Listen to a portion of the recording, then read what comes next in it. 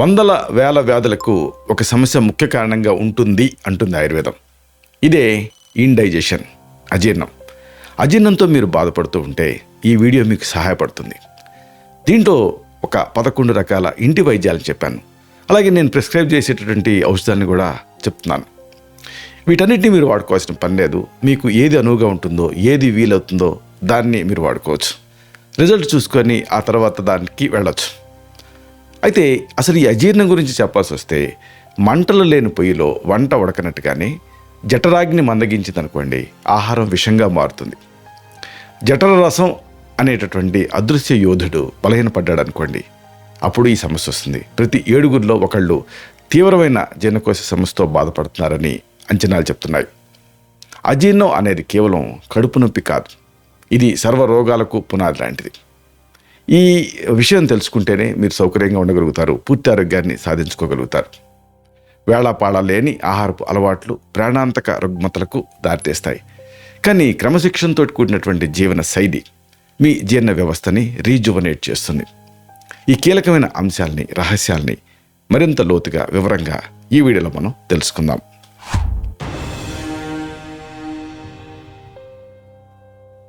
మిత్రులారా, నమస్కారం. నేను మీ డాక్టర్ చిరుమామిళ్ళ మురళీ మనోహర్. ఈ వీడియోలో చాలా ముఖ్యమైన విషయాన్ని మనం తెలుసుకోబోతున్నాం. నిజానికి ఎంతోమందిని ఇబ్బంది పెట్టేటటువంటి సమస్య ఇది, అజీర్ణం.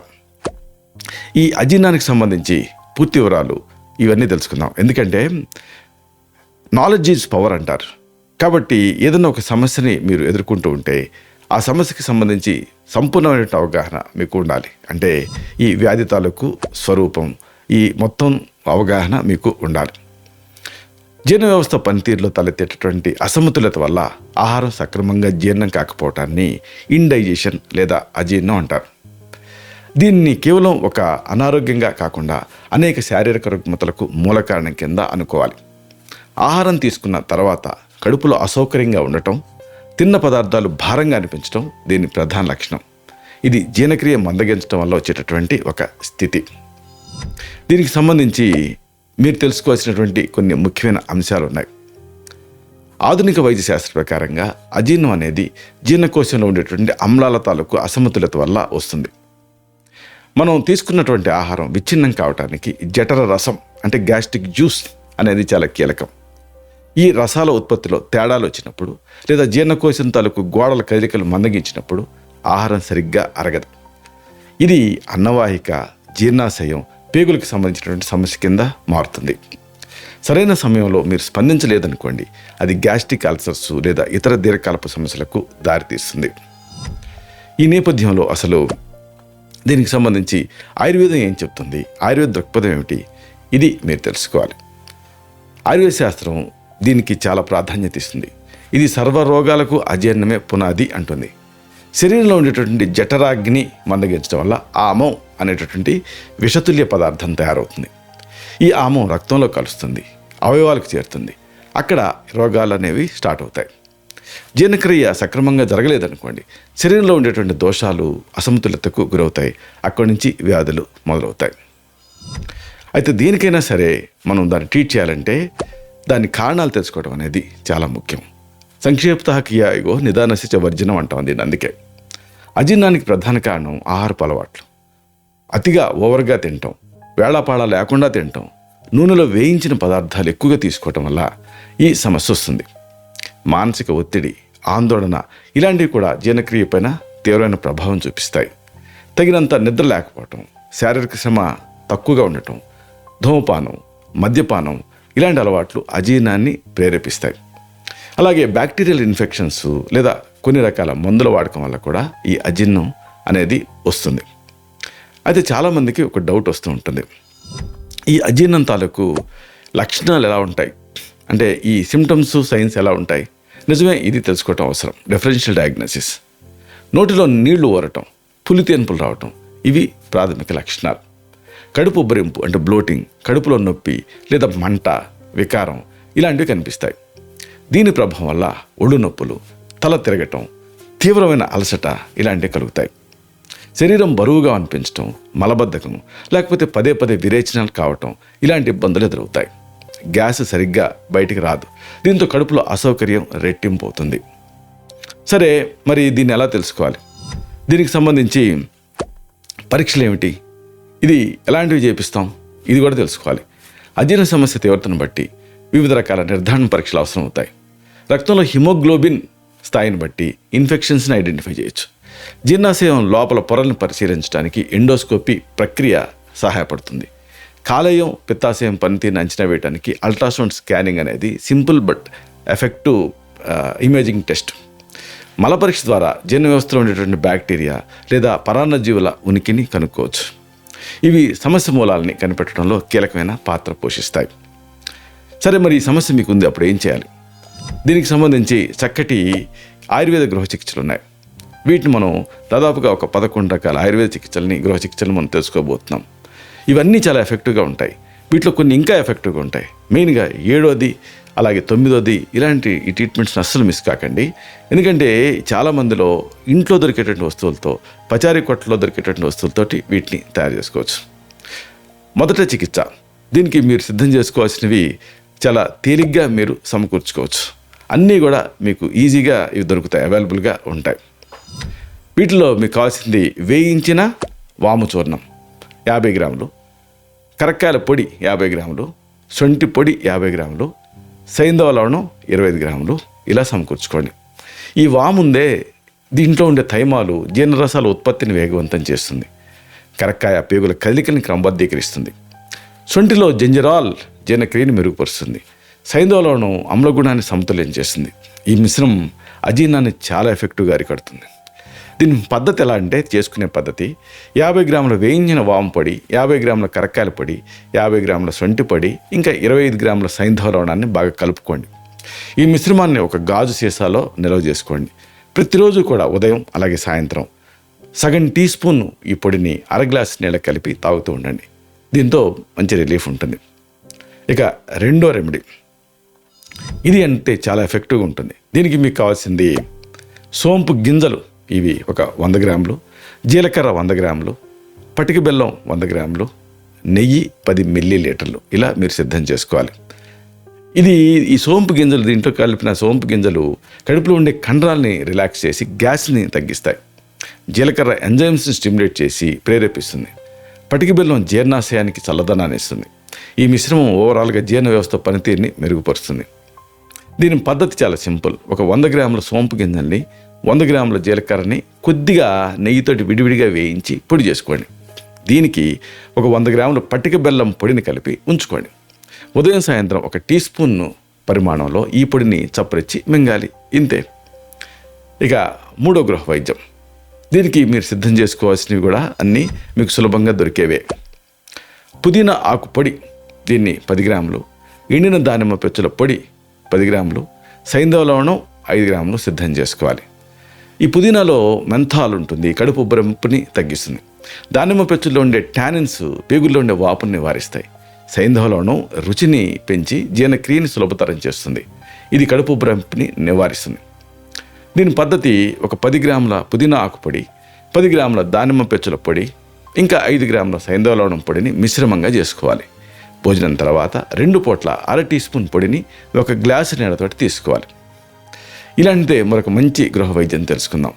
దీనికి మీరు సిద్ధం చేసుకోవాల్సింది ఇంగువ 10 గ్రాములు, శొంఠి పొడి 10 గ్రాములు, సోంపు గింజల పొడి 10 గ్రాములు, సైంధవ లవణం 10 గ్రాములు, సునాముకు పొడి 10 గ్రాములు, వంట సోడా 10 గ్రాములు, నెయ్యి 5 మిల్లీలీటర్లు, అలాగే ఆముదం 5 మిల్లీలీటర్లు ఇలాగ వీటిని సిద్ధం చేసుకోవాలి. ఇంగువ వాయు నిరోధకారిగా పనిచేస్తుంది. సునాముకి మలబద్ధకాన్ని వదిలిస్తుంది. వంట సోడా ఎసిడిటీని తగ్గిస్తుంది. ఈ ద్రవ్యం పేగుల శుద్ధికి తోడ్పడుతుంది. ఈ ఔషధం జీర్ణ ప్రక్రియను క్రమబద్ధం చేస్తుంది. దీని పద్ధతి ఎలా అంటే, ఒక 10 గ్రాముల ఇంగువని 10 గ్రాముల సోంపు గింజల్ని నెయ్యితోటి ముందు వేయించి పొడి చేసుకోండి. 10 గ్రాముల సునాముకి ఆకుల్ని ఆముదంలో వేయించి పొడి చేసుకోండి. వీటికి మిగిలిన పొడుల్ని కలిపి నిల్వ చేసుకోండి. భోజనం తర్వాత 1/2 టీ స్పూన్ ఈ పొడిని గ్లాసు నీళ్ళ కలిపి తీసుకుంటే అజీర్ణం మాయమవుతుంది. ఇక ఇలాంటిదే ఇంకొక మంచి మెడిసిన్ తెలుసుకుందాం. మీరు సిద్ధం చేసుకోవాల్సింది శొంఠి పొడి, దీన్ని 20 గ్రాములు, అలాగే కరక్కాయ పొడి 20 గ్రాములు, సైంధవ లవణం 20 గ్రాములు, వాము 20 గ్రాములు, సోంపు 20 గ్రాములు, ఇంకా జీలకర్ర 20 గ్రాములు ఇలా సిద్ధం చేసుకోండి. ఈ పదార్థాలన్నీ కూడా సహజసిద్ధమైన జీర్ణకారణలుగా పనిచేస్తాయి. మజ్జిగలో ప్రోబయాటిక్స్తో కలిసినప్పుడు ఇవి పేగుల్లో ఉండే మంచి బ్యాక్టీరియాను పెంచి జీర్ణశక్తిని పటిష్టం చేస్తాయి. ఈ మిశ్రమం అజీర్ణ వ్యాధిని తగ్గిస్తుంది.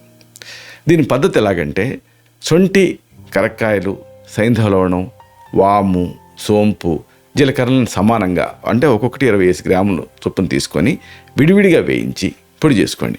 ఈ మిశ్రమాన్ని 2 పూట్ల 1/2 టీ స్పూన్ చొప్పున 1 గ్లాసు మజ్జిగ కలిపి తాగుతూ ఉంటే అజీర్ణం మిమ్మల్ని ఇబ్బంది పెట్టదు. మరొక మంచి గృహ వైద్యం తెలుసుకుందాం.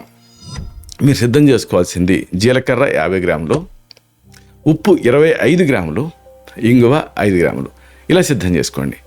జీలకర్ర శోషణ శక్తిని పెంచితే ఇంగువ పేగుల్లో ఉండే గ్యాస్ని తగ్గిస్తుంది. మజ్జిగతో కలిపి తీసుకున్నప్పుడు జీర్ణకోశం ప్రశాంతతను పొందుతుంది. ఇది ఆహారం త్వరగా అరిగేలాగా చేస్తుంది. దీని పద్ధతి 50 గ్రాముల వేయించిన జీలకర్ర పొడికి 25 గ్రాముల ఉప్పు, 5 గ్రాముల ఇంగువను కలిపి సిద్ధం చేసుకోవాలి. రోజుకి 2 సార్లు 1 టీ స్పూన్ పొడిని 1/2 గ్లాసు మజ్జిగకి కలిపి తీసుకోవాలి. మరొక మంచి ఇంటి వైద్యం తెలుసుకుందాం.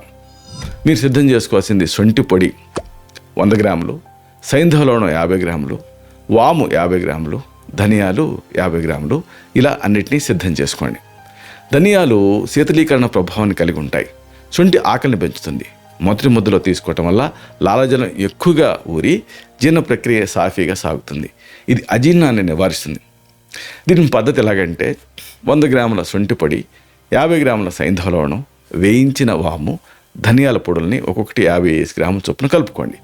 భోజన సమయంలో మొదటి ముద్దలో 1 టీ స్పూన్ ఈ పొడిని వేసుకొని తినండి. అజీర్ణం తగ్గుతుంది. మరొక గృహ వైద్యం. మీరు సిద్ధం చేసుకోవాల్సింది యాలకులు, వెదురుప్పు, దాల్చిన చెక్క, ఉసిరి పెచ్చులు, కరక్కాయ పెచ్చులు, మోడి అంటే పిప్పళ్ళ కట్ట, ఆకుపత్రి, శ్రీగంధం, ధనియాలు ఒక్కొక్కటి 20 గ్రాములు, పటిక బెల్లం ఏమో 180 గ్రాములు ఇలా అన్నిటినీ సిద్ధం చేసుకోండి. ఇందులో ఉండే సుగంధ ద్రవ్యాలు పిత్తాశయ రసాలకు వాటి విడుదలకి సహాయపడతాయి. పాలు పోషకాహారంగా పనిచేసి జీర్ణాశయం మంటను తగ్గిస్తుంది. ఈ ఔషధం అజీర్ణ లక్షణాన్ని మట్టు మాయం చేస్తుంది. పద్ధతి ఎలాగంటే ఇప్పుడు చెప్పుకున్న అన్ని పదార్థాలని సమానంగా తీసుకొని చూర్ణం చేసుకోవాలి. ఈ మొత్తానికి సమానంగా పటిక బెల్లం పొడి కలపాలి. ఉదయం సాయంత్రం 1/2 టీ స్పూన్ పొడిని 1 గ్లాసు గోరువెచ్చని పాలతో కలిపి తీసుకుంటూ ఉంటే అజీర్ణం తగ్గుతుంది. మరొక వైద్యం. మీకు కావాల్సినవి చింతపండు 20 గ్రాములు, మిరియాల పొడి 2 గ్రాములు, సైంధవ లవణం 2 గ్రాములు, నల్ల ఉప్పు 2 గ్రాములు, నీళ్లు 100 మిల్లీలీటర్లు ఇలా సిద్ధం చేసుకోండి. దీంట్లో చింతపండులో ఉండేటటువంటి అమ్లాలు జీర్ణ కోశాన్ని స్టిమ్యులేట్ చేస్తాయి. మిరియాలు జఠరాగ్నిని పెంచుతాయి. నల్ల ఉప్పు గ్యాస్ సమస్యను తగ్గిస్తుంది. ఇది అరుచిని తగ్గిస్తే ఆకలిని కలిగిస్తుంది.